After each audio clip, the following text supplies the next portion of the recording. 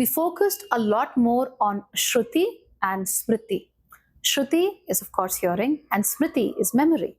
So, when oral traditions are passed down from one generation to the other, and when we speak a very symbolic language, when everything is a symbol for something else, it's very important to weave stories that are easier to remember. So, when I was a kid and we wanted to learn all the names of all the planets of the solar system, one kid came up and he said, "You know what? My mother taught me this unique way to learn the name of." So, all you have to do is take the first letter of every planet's name, and there you have it. So, Mercury, Venus, Earth, Mars, everything is connected to my very educated mother, just showed us 9 planets.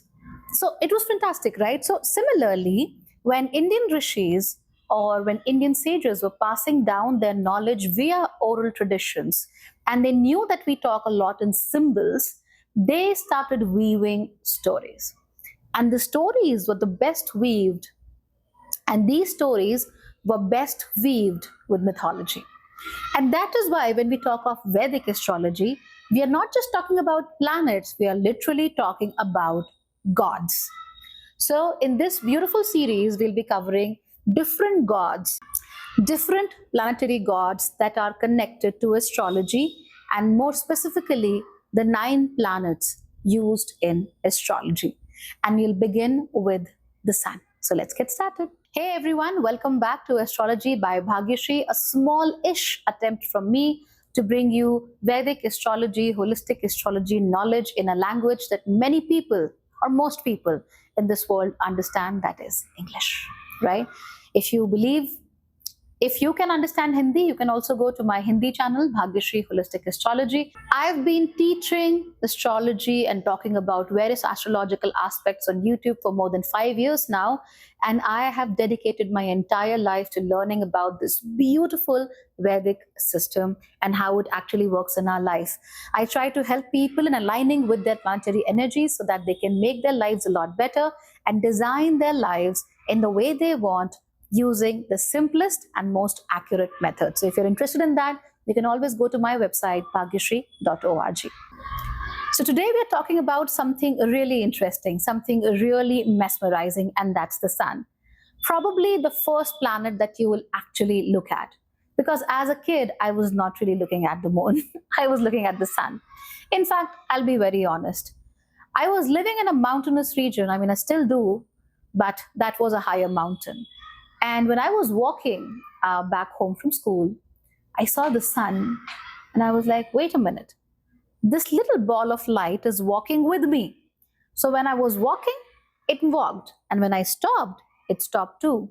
And I ended up believing that I must be powerful enough to stop that little sun from doing whatever it is doing. And that thing is responding to me. I think that was the first time in my life that I actually felt pretty confident. But the sun, as a god of the Indian Vedic astrology system, is more powerful than that.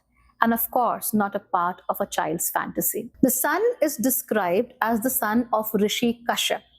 So he basically is the son of a great sage, also known as Kashyap. In fact, when we talk about Indian cosmology, or when we talk about creation myths in India, we definitely hear about Rishi Kashyap, because the current Prithvi that we are living in, the current environment or current Brahmand we are living in, is called Kashyapi Shrishti. Kashyapi Shrishti means everything that is born out of Kashyapa Rishi. And the sun is the progeny of Kashyap Rishi. So when we look at the Navagrahas throat, which is a sort of a prayer or a salutation or a offering to the 9 planets, we first read about the sun, and it describes every property of the sun that we should know about. It says, Japa kusum sankasham, kashyapeyam mahadyutim, tamorim sarva papagnam, pranatosmi divakaram.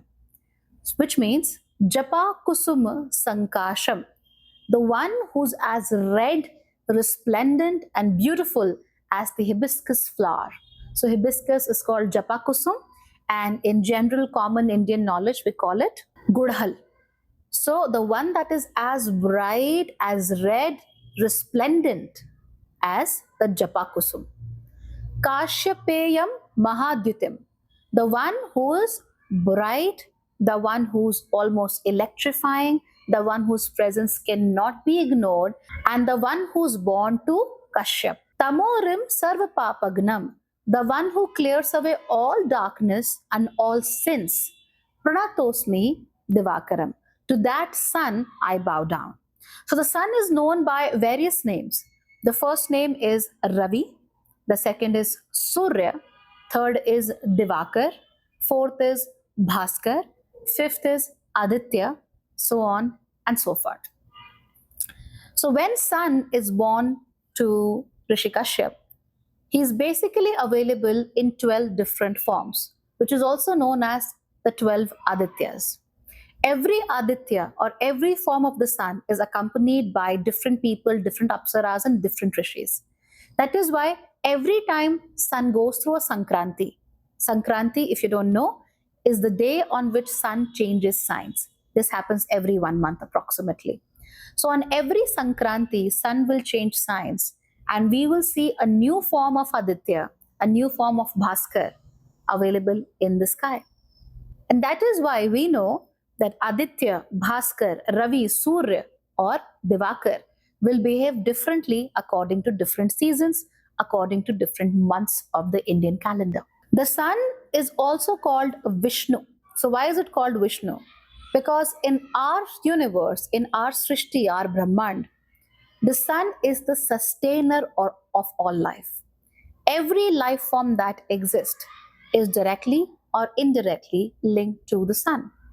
Now, even if some fish is living in the deep depths of the ocean, it's able to survive because we have water. And we have water because we are at just the right distance from the sun and we are orbiting the sun at just the right plane and we are rotating on our axis at just the right degree.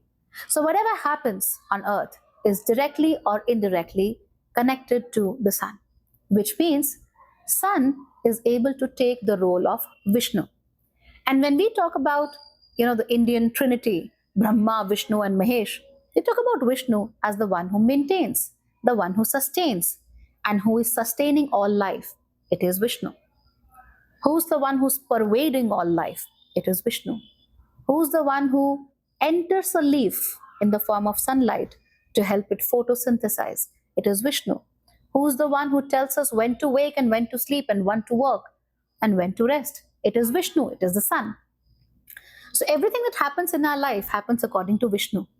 So if you're not very religious by nature and you don't, let's say you come from a different culture and you don't really want to dive into Indian or Hindu, mythology and our culture or whatnot, you can still talk to Vishnu, you can still get to Vishnu, you can still get to be Vishnu by worshipping the sun.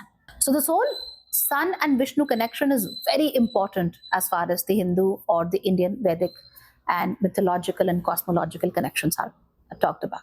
So this sun and Vishnu connection is very important, never forget that, which means that the sun becomes the center of the whole universe, which means that every planet there is cannot really overpower the sun.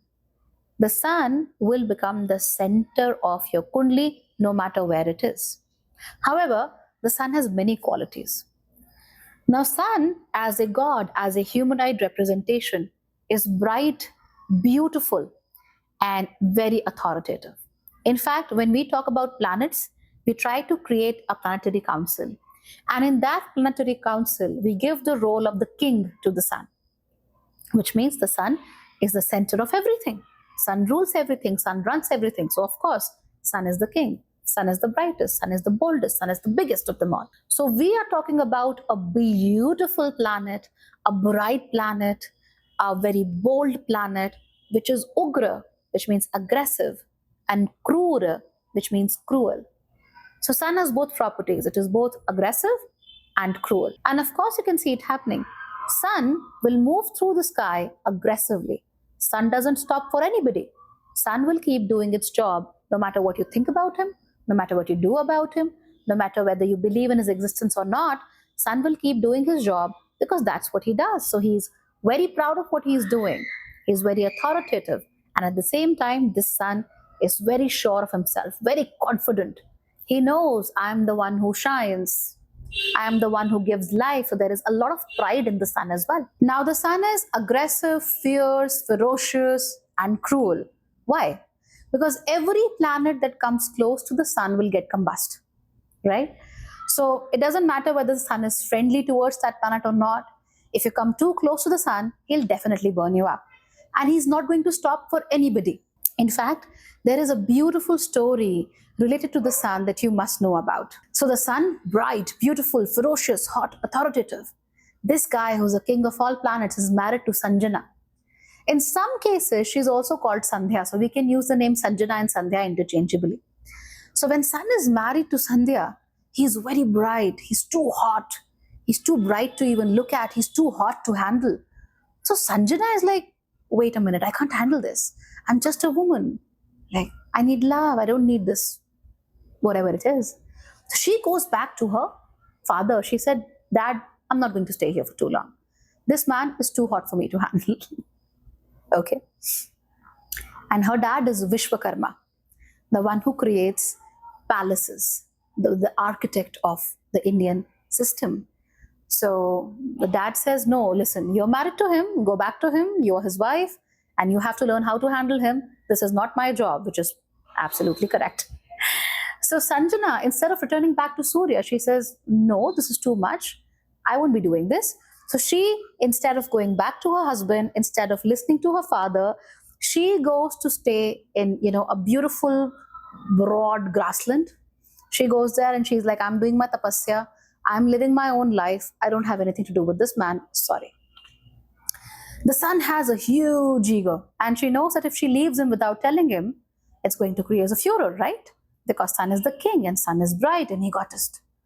So what she does is, she leaves her own shadow called Chhaya in her place, so that the sun will be fooled and he'll end up believing that Chhaya is his wife Sanjana, while Sanjana will live her life in peace. So what happens is, the sun lives with Chhaya for a while, and then he realizes something is wrong, something isn't quite right. And because the sun is all about shining a light, he's able to see that Chhaya is not really Sanjana, she's just her shadow. And that is where the sun loses his mind. He's searching for his wife. Where is she? Where is she? Where is she? And then he runs to his father-in-law, Vishwakarma, and he says, did she come here? And Vishwakarma is like, yeah, but I sent her back. There wasn't really an issue, right? So the sun is like, no, she had problems with my brightness. She had problems with my hotness, my temperature, my light. So Vishwakarma takes some of his light, or tej, that is fire, from him, and he is able to create certain weapons out of it. And then the sun believes, okay, now I believe I will be amenable to my wife and she would like me. And then he rushes through the universe to find his wife. So you see, in Indian mythology, you're all about your wife. You always have to think about your wife. So he runs around looking for his wife, and then he actually finds her. So she is actually in a grassland, just enjoying her life, just being just chilled out, relaxed. And the sun goes there and she looks at him and she's like, nope. So she nopes out of there. And she, to escape her husband, takes the form of a horse, or what do you call a female horse? So she becomes a female horse. So the sun, who's hell-bent on bringing her back and gaining her love, turns into a horse himself, and they mate. And then they have sons called Ashwini Kumars. So in this story, we learn about the sun, we learn about how hot he is, and the fact that he can burn up anybody, because that is just how it is, right? If you touch lava, don't expect it to take care of your feelings. It won't. It's lava. It will burn your hand and you, right? And it is you who's doing wrong, not the sun, not the lava. So sun has a lot of children, and many of them become very important in different mythological stories in India. So one is Ashwini Kumars who are born to Sanjana when Sanjana was in the form of a female horse and they were mating. And he also has other children. So his son is Yam, or Yamraj, who's known as the god of the underworld. And Yam also has a twin sister called Yamuna. And Yamuna is the river, one of the mighty rivers of India that we talk about. In fact, I live in Uttarakhand, and both Ganga and Yamuna originate from here. So Yamuna, the slower, the more thoughtful river, is also the daughter of the sun. And he has another son who's born of Chhaya or shadow, and his name is Saturn. So when we talk about Saturn, we'll definitely discuss this story because Saturn has a problem with the sun. But anyway, Sun has multiple children and he has a big, large family to take care of, and he's the one who is on the top. Now, one of the most important properties about the sun that we must know in terms of astrology is sun burns up everywhere it goes. Because whenever the sun is there, it talks about being the only one.